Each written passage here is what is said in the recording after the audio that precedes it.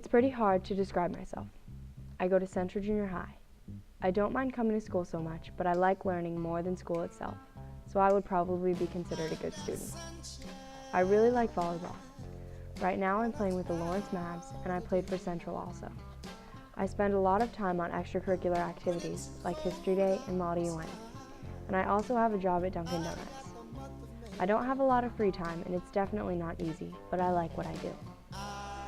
I have a 4-year-old brother, Jack, a 12-year-old sister, Sydney, and an annoying puppy, Paco. So Central is one of those schools that no one wants to go to because it's known for being ghetto. But there's this teacher, Miss Loomis, and she's awesome.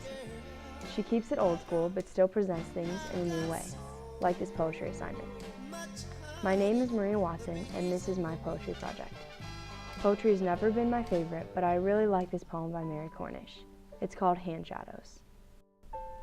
My father put his hands in the white light of the lantern, and his palms became a horse that flicked its ears and bucked. An alligator, feigning sleep along the canvas wall, leapt up and snapped its jaw in silhouette, or else a swan would turn its perfect neck and drop a fingered beak toward that shadowed head, to lightly preen my father's feathered hair. Outside our tent, skunks shuffled in the woods beneath a star that died a little every day, and from a nebula of light diffused inside Orion's sword, new stars were born.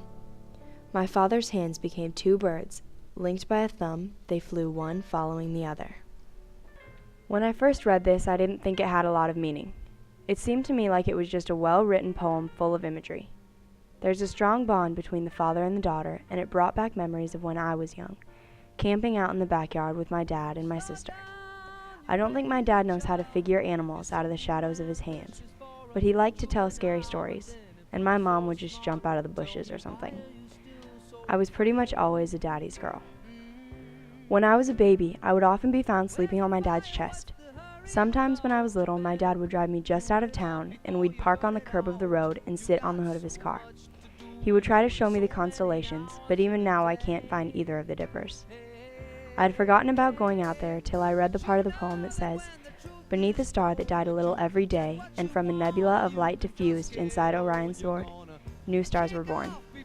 The first time I read that part, it sparked my memory, but by the second or third time, it carried a new meaning.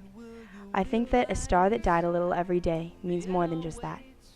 Mary Cornish was referring to her father and how she knew he was dying a little every day. This line made me realize Hand Shadows was written after the death of her father.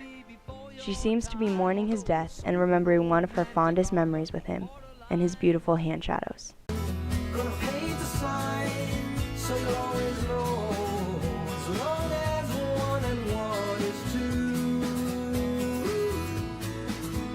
there could never